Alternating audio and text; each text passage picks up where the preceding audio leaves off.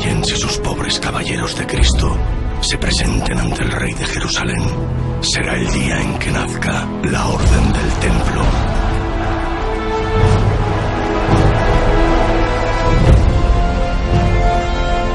Esos 9 caballeros están realmente dispuestos a consagrar sus espadas y sus vidas para la defensa de los peregrinos y los santos lugares. Se les entregará la custodia del mítico templo de Salomón y allí transcurrirán los primeros 9 años de los primeros 9 caballeros del temple.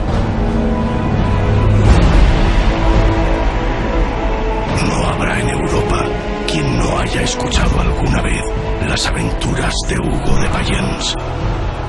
No habrá noble que no quiera formar parte de esa milicia y no habrá rey que no quiera compartir su mesa con ellos. La leyenda viajará desde Jerusalén hasta las costas portuguesas. Allí les entregarán el primero de sus castillos, en plena frontera con el enemigo musulmán. Ahora hay que protegerlo.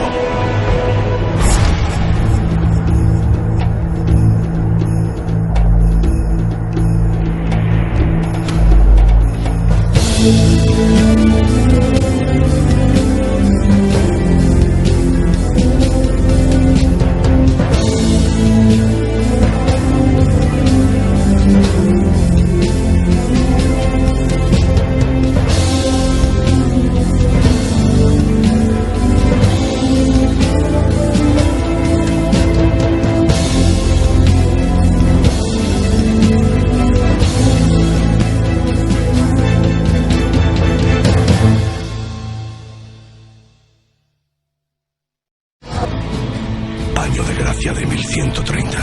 Europa se prepara para combatir al Islam. La Iglesia parece haber convencido a todos sus reyes de que luchar entre cristianos es un terrible pecado, pero que matar a todo aquel que no lo sea es ganarse la salvación.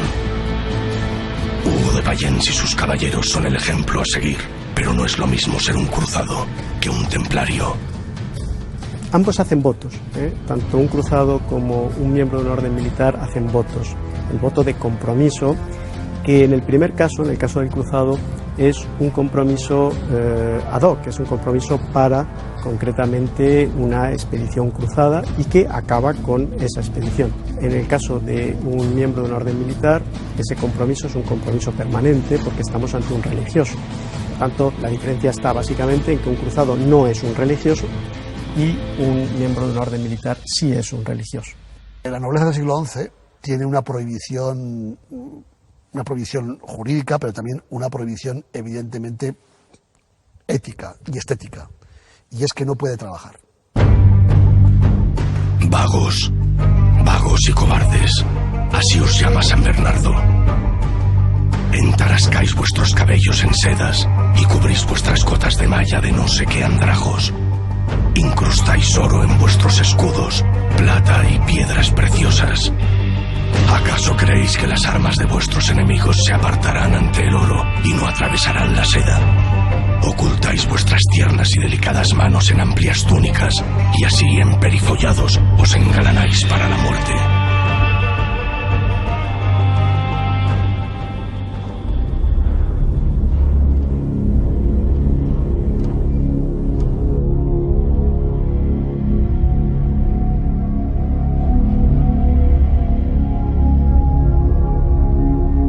Te preguntarán tu nombre y tú contestarás simplemente Artal, porque hace ya tiempo que olvidaste tus apellidos.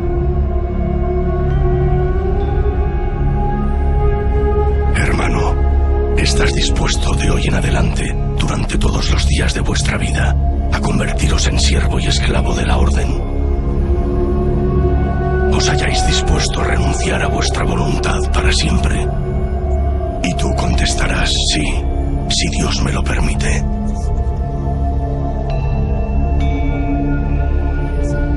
El nombramiento de un caballero, ante todo, el ritual, es una llamada al desaliento. Llega una persona, quiere entrar en el temple. No podía entrar cualquiera. tenías que ir, por decirlo de alguna manera, recomendado. Tenías que entrar de la mano de un templario que diera fe de tu comportamiento intachable. Y él va a ser el que va a hacer que tú seas un templario del pro. Los hermanos ingresaban en la orden a través de un rito que requería de una cierta trayectoria en la orden. Lo ideal para profesar en la Orden del Temple es haber sido novicio antes de jovencito, desde muy pequeño, de un monasterio, claro. Transformar en un templario a un joven que ha vivido una vida pues muy desordenada es difícil. En cambio, convertir en templario a un muchachito que desde los pocos años, ¿no?, ya ha vivido dentro de la orden, dentro de la regla de un monasterio, es mucho más fácil. Por tanto, sí que es verdad que había novicios de la Orden del Temple que procedían de monasterios cistercienses porque su reconversión al Temple era mucho más fácil. Sé que estás cansado, Artal. Te han obligado a pasar toda la noche en vela y una vez más te hacen esperar en una fría sala del monasterio. Si tu corazón alberga alguna duda, si crees que no estás preparado para tomar los votos como caballero, este es el momento de decirlo en voz alta. Tu padrino está contigo para animarte, para darte fuerzas y sobre todo para dar fe ante el resto de caballeros templarios de que eres digno de pertenecer a esta orden.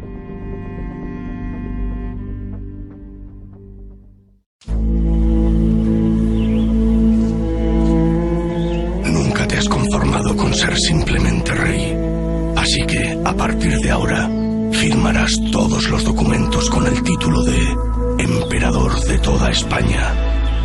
Es cierto que la corona de Aragón ha duplicado sus territorios durante tu gobierno, pero aún te queda mucho por conquistar. Alfonso I el Batallador, el rey de Aragón y de Pamplona, es un personaje absolutamente fascinante. Su biografía está llena de elementos que algunos de ellos parecen casi novelescos.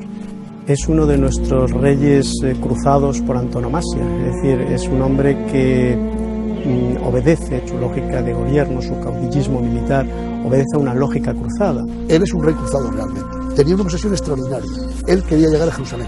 Él quería ayudar a la defensa de Jerusalén, que ya había sido conquistado. Incluso llegó a plantear una cruzada. Pero claro, antes de ir a Jerusalén tenía que conquistar Valencia, la salida natural de las tierras del sur de Aragón hacia el Mediterráneo. Y planteó una cruzada contra Valencia, que nunca se llevó a cabo. Pero en su cabeza, en sus ideas, en su planteamiento, era conquistar Valencia y desde Valencia organizar un ejército para ir a Tierra Santa y seguir ocupando, conquistando tierra a los musulmanes.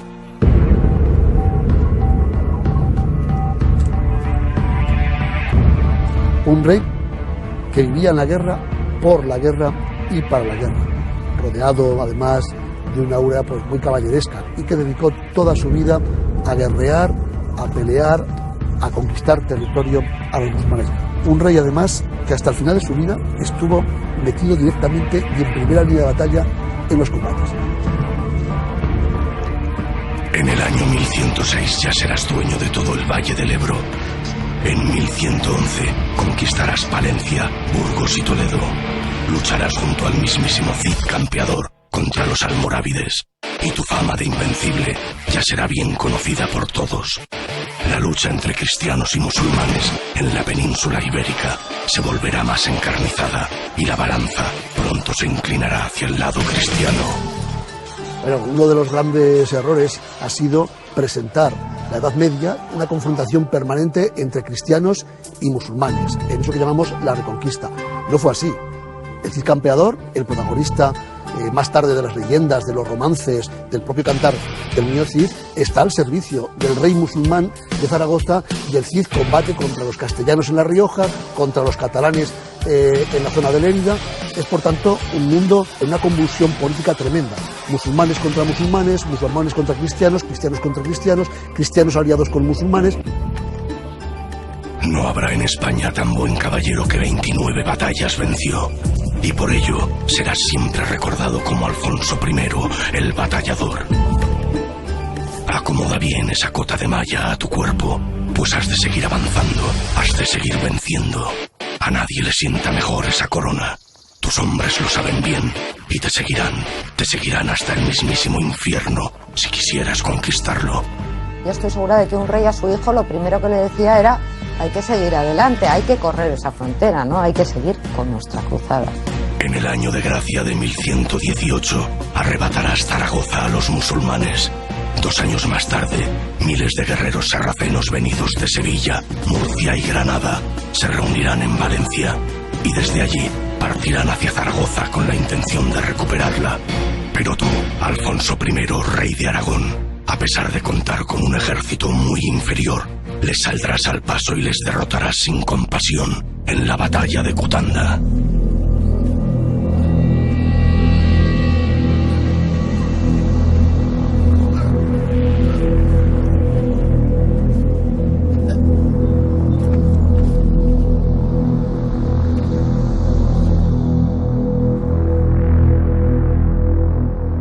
Hermanos ofician la ceremonia de iniciación. Si estás o no preparado para ser caballero, tendrán que decidirlo ellos. Esto es el Temple, aquí no entra cualquiera. Se preguntan entre ellos si desean que el hermano que ha solicitado entrar sea admitido. Oye, que está dispuesto. Muy bien, ¿vosotros cómo lo veis? Esa deliberación que aquí resumimos en una frase, llegado el caso, podía durar.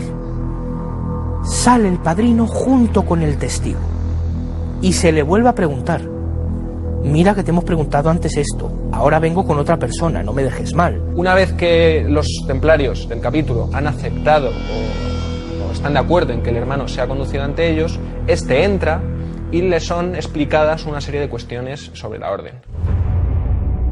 Lo primero que hacían era interrogarte sobre si realmente querías lo que te ibas a encontrar. Que sí, que los veías bien alimentados, que los veías con ropas buenas, con armas adecuadas, que estaban en todo momento preparados para entrar en combate en nombre de Dios. Que pese a que la orden es muy rica, se ven grandes caballos, se ven flotas, se ven castillos, la orden no es una vida de comodidades, todo lo contrario, es una vida de sacrificios, es una vida de trabajo, es una vida de privaciones. Es muy célebre la frase que se utiliza en nuestro ordenamiento, que dice: si deseas dormir, se te mandará a velar. Si deseas la montaña, se te mandará al mar. Si quiere estar en Tierra Santa, se le mandará a la Casa Madre. Si quiere estar en la Casa Madre, se le mandará a Tierra Santa. Es un peón más dentro de la organización de la orden. Se le deja muy claro que hasta ahora ha sido dueño de su propio destino y que a partir de este momento renuncia a todas sus posesiones terrenales, renuncia a tener descendencia, renuncia a ser el dueño de su destino, porque a partir de ese momento queda sujeto a una cadena de mando. Y ante todo que estabas dispuesto incluso a dar tu vida por lo que el temple representaba. Es la vida que se espera de un caballero templario.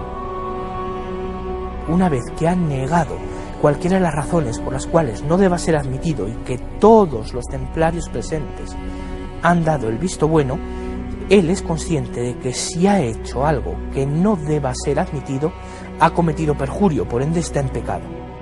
Que ninguno quiera cumplir sus deseos, pues estamos aquí para imitar al Señor, que decía: no he venido aquí a hacer mi voluntad, sino la de aquel que me ha enviado. Si un caballero no se conservará casto, humilde y pobre hasta el final, jamás podrá llegar al descanso, jamás podrá llegar a ver a Dios.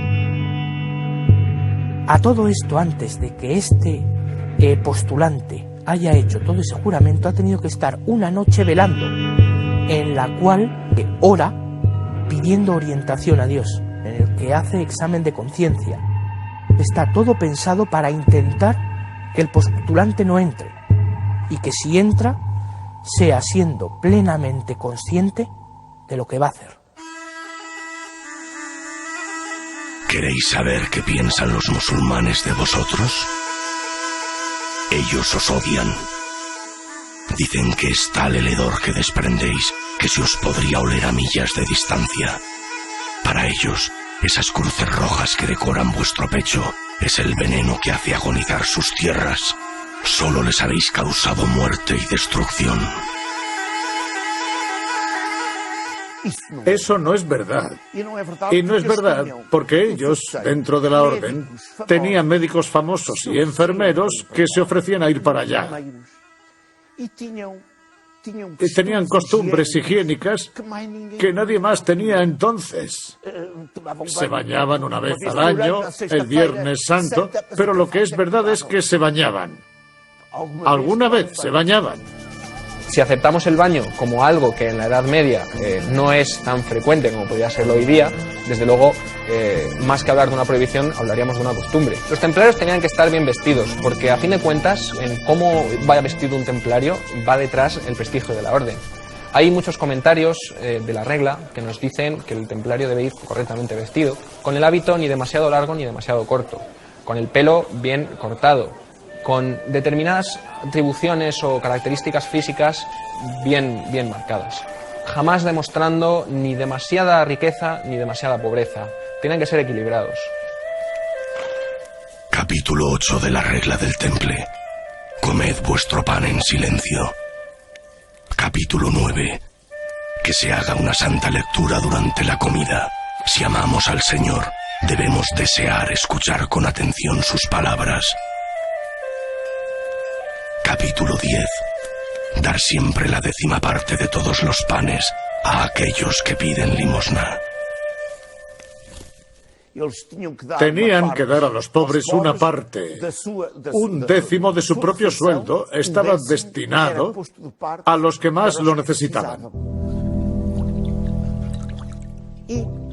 Esto les llevó a tener una visión totalmente distinta del mundo en cuanto, por ejemplo, a los enfermos. Para ellos la epilepsia no era la posesión del demonio, sino una enfermedad que debía ser tratada y que ellos trataban de curar. Los leprosos eran tratados como debe ser. Fundaron leproserías para cuidar de aquellos que sufrían la lepra. Descubrieron remedios antitétano. Algunos remedios muy divertidos. Fíbulas mezcladas con sal y con higos. No sé si realmente aquello funcionaría.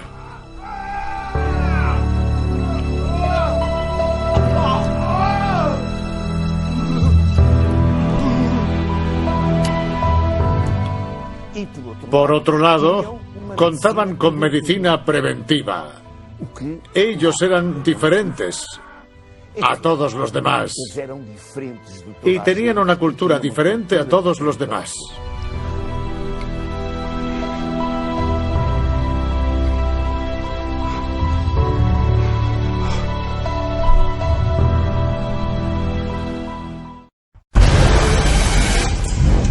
Amarás a Dios sobre todas las cosas. No pronunciarás su nombre en vano. Honrarás a tu padre y a tu madre. No cometerás actos impuros. No robarás. No levantarás falsos testimonios. No codiciarás los bienes ajenos. No matarás.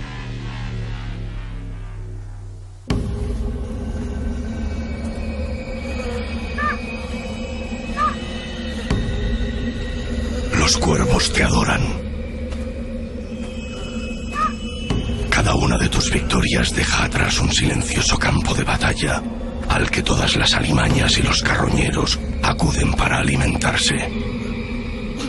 La frontera entre Aragón y el Islam es un paraje sembrado de cadáveres al que muchos llamarán la mesa donde cenan los cuervos.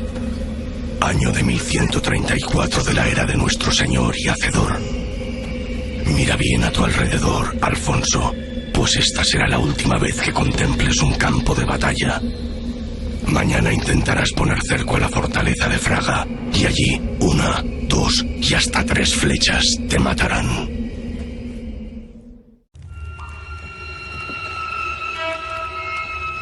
Mirad lo que os espera.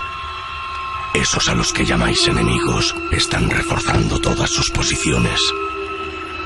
Sus alquimistas han aprendido a destilar el alquitrán Y ya no solo os lanzarán piedras y aceite hirviendo desde lo alto de sus almenas, también brea.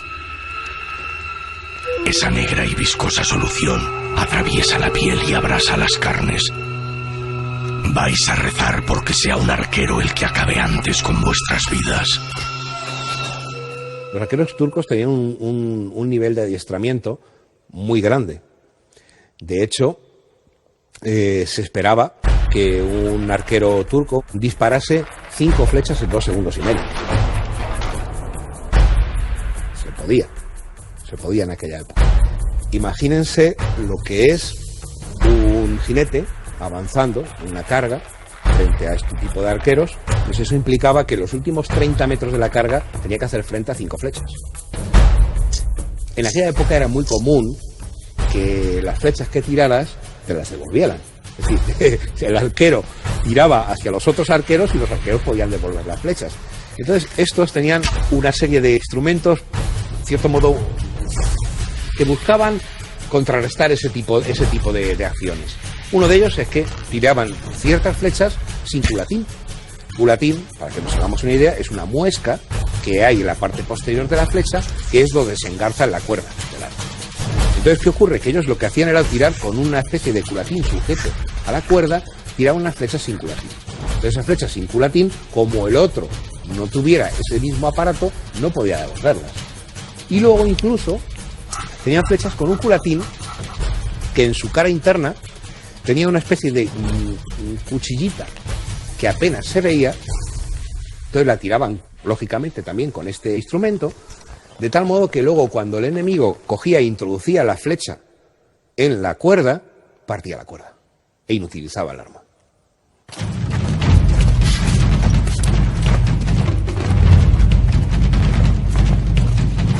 Se abrirán las puertas de la ciudad y sus defensores os cogerán a todos por sorpresa. La caballería almorávide ha aplastado a la mayoría de tus caballeros y la mejor de tus cotas de malla no te mantendrá a salvo de sus arqueros. Estás huyendo, Alfonso, sangrando como un cochino y a lomos de una sucia tela. Rey de la corona de Aragón, emperador de España, el batallador. Poco importa ya cómo te hagas llamar. Has perdido demasiada sangre. Cuando se produce el asedio de Fraga, la única batalla, por cierto, que perdió en toda su vida, la última y la única que perdió, está con su cota de malla, con su casco, con su espada, en primera línea de combate. Es decir, era un individuo que por encima de todo amaba y le gustaba la guerra.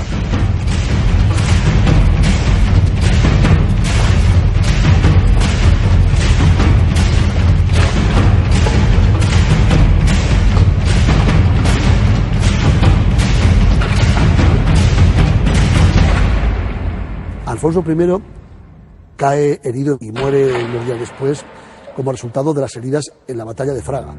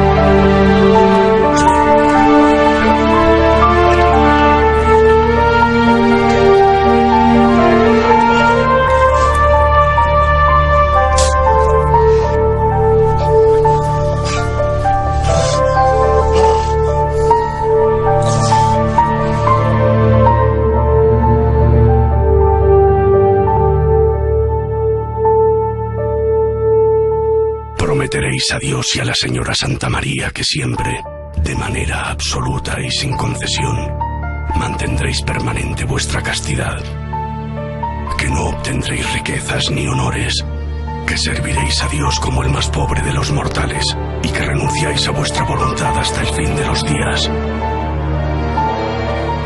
Se le toman los votos y se le dan las directrices principales para llevar dignamente el hábito. El templario era un instrumento de Dios. Todo lo que hacían era por y para la orden. Suyo no era nada. El hábito era de la orden. Sus armas eran de la orden. En eso se fundamenta la mayor amenaza que se hace durante el nombramiento, que básicamente es: serás expulsado de la casa de lo que Dios te guarde. Es decir, te vas en pelotas. Uno de los lemas principales de la Orden del Temple es non nobis domine, non nobis sed tuo nomine da gloria. Nada para mí, Señor, nada para mí. Sea todo por tu gloria. Es decir, nosotros no queremos la gloria. Si conseguimos algo, esa fama, esa gloria es para tu nombre, es por ti, es por Dios, no por nosotros. El templario no tiene nada propio. Iba a ser un combatiente anónimo. Hace realmente 4 votos: pobreza, castidad, obediencia y humildad. Los votos religiosos lo que pretenden es orientar, es decir, tienen que desligarse de cualquier otra realidad afectiva o de cualquier otra realidad material que pueda descentrar en sus vidas la idea de Dios. La castidad y la pureza hacia Cristo son unos de los principios religiosos más valorados de toda la Edad Media. Hasta el punto de que un templario no podía, según la regla, ni siquiera mirar a sus familiares si éstas eran mujeres. Estamos hablando de que incluso una figura tan tonta como el enamoramiento es un pensamiento que te va a apartar de tus deberes.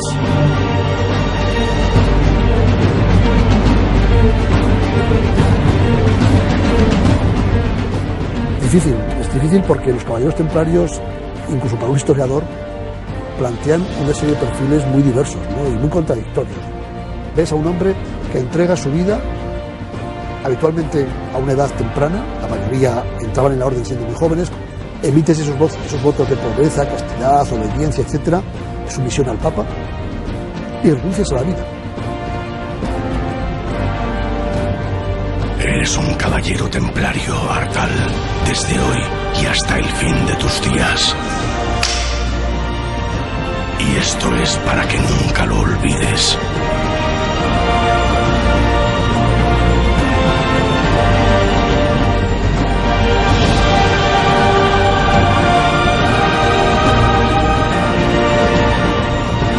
Esto forma parte un poco de lo que son todas las tradiciones caballerescas del momento. La idea de dar un golpe en la cara del nuevo miembro de la congregación no deja de ser sino un recordatorio de que en este momento las privaciones van a ser amplias, de que va a tener que sufrir y también, según otras tradiciones, para que no olvide este momento de su vida. Es que es algo espectacular el darle un guantazo y decirle no lo olvides. Desde luego, el llevarse un golpe de ese calibre era como para no olvidarlo.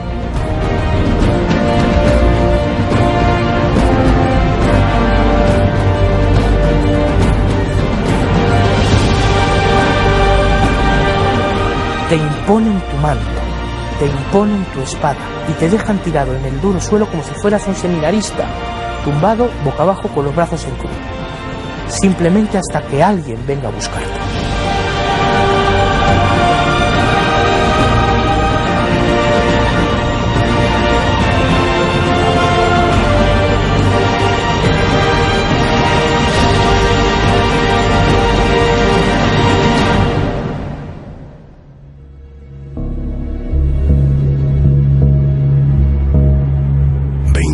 Batallas son muchas batallas, Alfonso. Sabes bien que este día tenía que llegar, y no tienes herederos. Has hecho llamar a Hugo Rigaud, comendador de la Orden del Temple para Languedoc y España, uno de los míticos 8 caballeros de Hugo de Payens. Él redactará tu testamento. En nombre de Dios, yo, Alfonso, rey de Aragón, pensando en que la naturaleza hace mortales a todos los hombres y temiendo el juicio divino, después de mi muerte dejo como heredero y sucesor mío a la Orden del Templo de Jerusalén. Todo esto lo hago por la salvación de mi alma y la remisión de todos mis pecados, y para merecer un lugar en la vida eterna. Es increíble cómo entra en Aragón lo que es el temple y con qué fuerza. Ese rey fue visionario cuando dejó en su testamento absolutamente todo a la orden. Todos los personajes importantes de ese momento seguían al temple. Si una persona estaba a punto de morir y quería recibir la acogida en el seno de Cristo, en el seno de Dios, lo que podía hacer era dirigirse a la orden, intentar ingresar en la orden en último término y al morir ser tratado como si hubiera vivido siendo un caballero templario. A ojos de Dios esto sería meritorio. Sería una persona que sube a los cielos ya no como quien fuera antes, sino como quien fue en el momento de morir, un templario más. No parece ser que Alfonso el Batallador tuviera mucho miedo, todo lo contrario. Es un hombre valeroso, valiente y que además le gustaba manifestar ese valor. Entre 1125 y 1126 realizó una cabalgada desde el Valle del Ebro hasta las costas andaluzas en el Mediterráneo.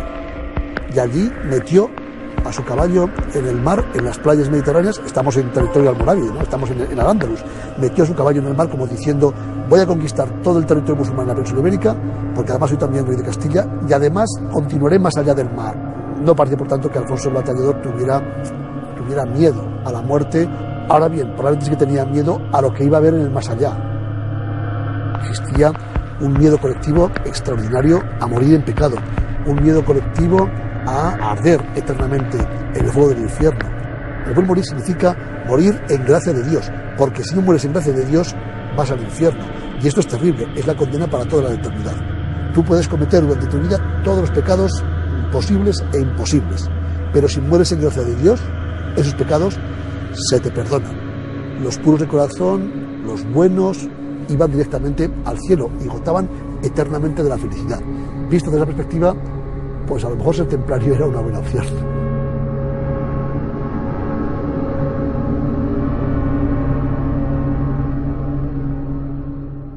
Y los reinos cristianos, hombres que han jurado no dar jamás un paso atrás. Un templario podría ser un hombre que no se conforma con conocer las virtudes de un mundo como el eclesiástico o del guerrero, sino que prefiere tener ambas. Ese afán de aventura, ese afán de buscar algo más provechoso en la vida. Eran verdaderos aventureros que no tenían mucho que perder. Se lanzaban a unas aguas que no terminaban nunca. Nos encontramos con numerosos caballeros que alardean y que gozan del ejercicio de las armas, en ocasiones porque es fácil y en ocasiones porque no tienen el problema de enfrentarse a caballeros tan duros o tan enfrentados como ellos y que en consecuencia nunca van a encontrarse con 2 palmos de espada dentro del cuerpo.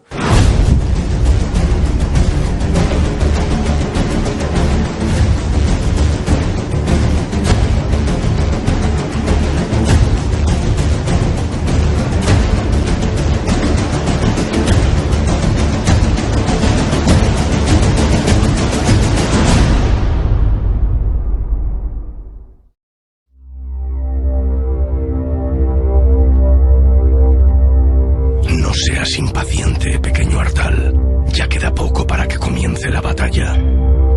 Hoy pelearás junto al mismísimo Hugo de Payens y alguno de sus 8 caballeros originales.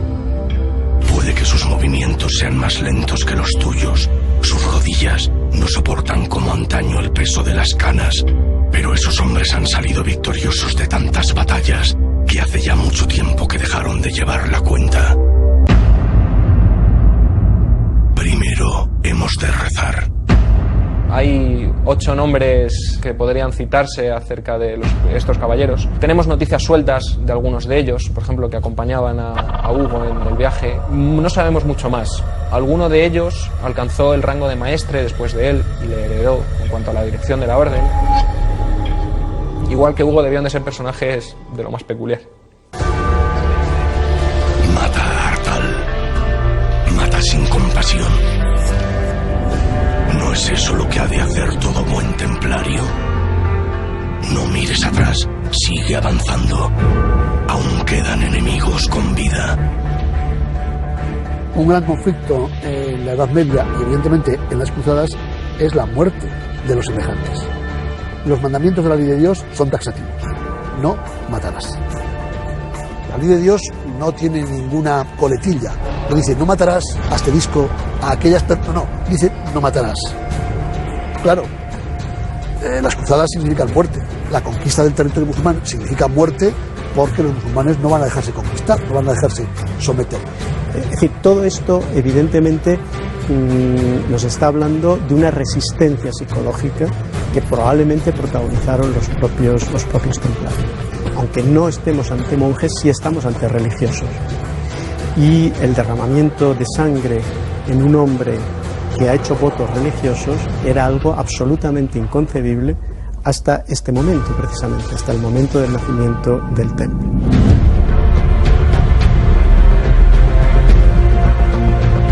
Esta gente realmente pensaba que si moría en defensa de la fe, llegaría directamente al cielo.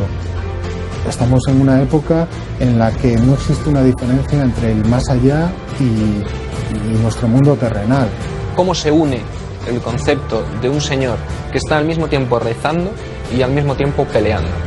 Unos criterios basados en el amor, la fe y la buena voluntad, como se predica en los evangelios, se contradice enormemente con la práctica guerrera, los caballeros y la lucha salvaje. Entonces, ¿cómo podemos fundir estos dos conceptos sin que exista una contradicción de términos? Bueno, la clave se encuentra en la milicia de Cristo. Vamos a matar, sí, pero no vamos a matar a cualquiera, vamos a matar a los enemigos de nuestra fe.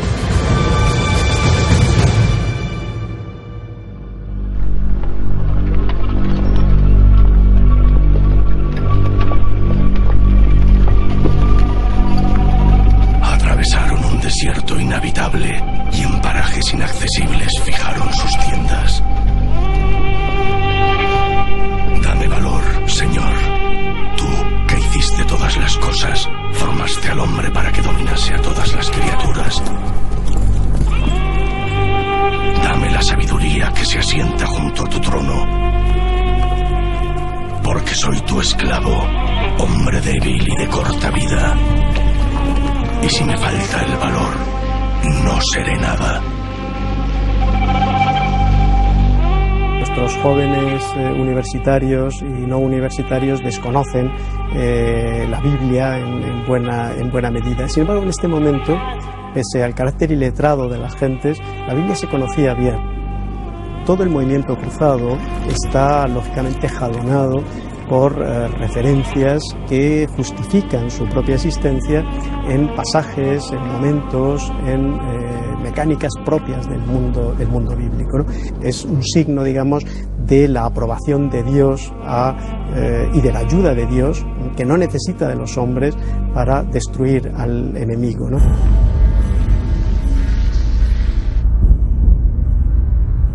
¿A cuántos hombres has matado, Hugo? ¿Cuándo dejaste de contarlos? ¿Realmente crees que todos ellos merecían morir? No había un solo hombre inocente entre todos ellos. La gran aportación de Hugo de País es que mezcla y funde las dos ideas: la defensa de la cristiandad mediante la práctica espiritual, que eran los monjes, y la defensa de la cristiandad mediante el ejercicio de la guerra, que eran los soldados. Por tanto, Hugo de País, en ese sentido, es un non adelantado.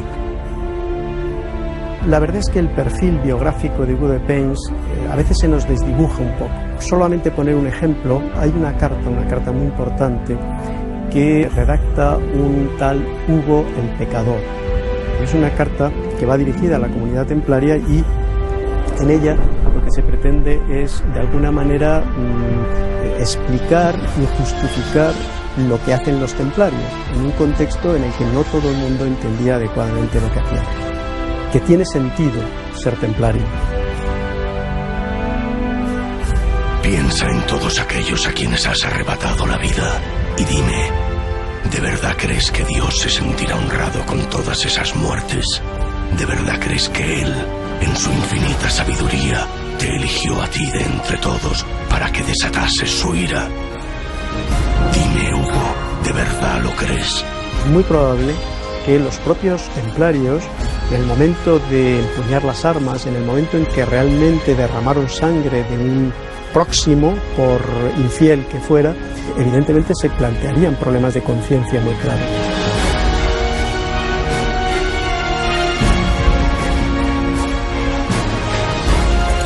Hoy día muchos especialistas piensan que esta carta fue escrita por Hugo de Pen.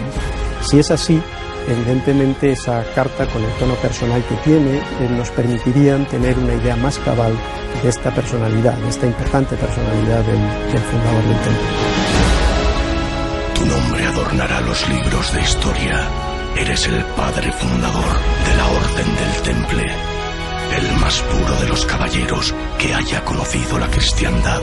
Nadie merece más que tú un lugar en el reino de los cielos. Has cumplido 66 años de edad y ya no cumplirás ninguno más.